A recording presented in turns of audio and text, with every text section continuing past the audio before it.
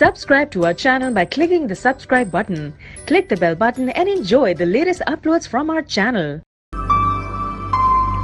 جب انسان غافل ہونے لگتا ہے، غفلت میں رہنے لگتا ہے، تو یہ روحانی طور پر کمزور ہو جاتا ہے۔ جب انسان روحانی طور پر کمزور ہوتا ہے تو اس روحانیت کی کمزوری کی وجہ سے انسان بہت سے بد اثرات یہ قبول کرنے لگتا ہے اور اس کے جسم میں بد اثرات کو کھینچنے کی استعداد بنتی چلی جاتی ہے۔ اور اس کا سب سے اچھا حل یہ ہے کہ انسان اپنے آپ کو روحانی طور پر مضبوط کرے۔ لہذا جب انسان مختلف قسم کے مسائل کا شکار ہو جو اس کے روحانی مسائل سے متعلق ہیں، تو انسان کو چاہیے کہ وہ اپنے آپ کو اللہ کے سپرد کرے، اللہ کی طرف متوجہ کرے اور اپنے آپ کو روحانی طور پر مضبوط کرے۔ اللہ کا ذکر کرنے سے انسان روحانی طور پر مضبوط ہوتا ہے، اور حفاظت کی دعائیں پڑھنے سے انسان روحانی طور پر مضبوط ہوتا ہے۔ پاکیزہ اور حلال غذائیں کھانے سے انسان روحانی طور پر مضبوط ہوتا ہے۔ گناہوں سے بچنے سے انسان روحانی طور پر مضبوط ہوتا ہے۔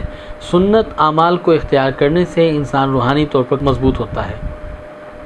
تو لہٰذا ان طریقوں کو اگر اختیار کیا جائے تو انسان رفتہ رفتہ روحانی طور پر مضبوط ہوتا چلا جاتا ہے۔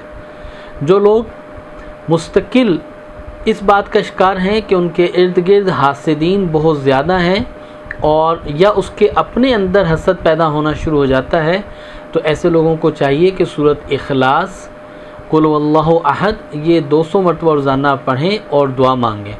اس سے انسان کے ارد گرد حاسدین ختم ہوتے ہیں، کم ہوتے ہیں اور یہ حسد سے بچنے لگتا ہے۔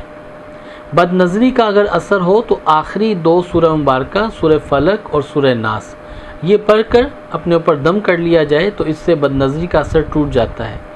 بچوں کے اوپر اگر نظر کا اثر ہو تو بچوں کے اوپر نظر کا اثر دور کرنے کے لیے نبی رحمت علیہ السلام نے ایک دعا بتلائی ہے، وہ پڑھ کے بچوں کو دم کر دیا جائے۔ وہ دعا یہ ہے، اعوذ بکلمات اللہ التامات من کل شیطان وہامات من کل عین لامہ۔ یہ دعا پڑھ کے بچوں کو دم کر دیا جائے تو بچوں کے اوپر نظر بد ختم ہو جاتی ہے، نظر کا اثر ٹوٹ جاتا ہے۔ اور اپنے اوپر روزانہ اتنا وقت اپنے آپ کو ضرور دیں جس سے آپ کی اپنی روحانی قوت بڑھنے لگے۔ اللہ ہم سب کا حامی و ناصر ہو اور ہمیں دین کی صحیح سمجھ نصیب فرمائے۔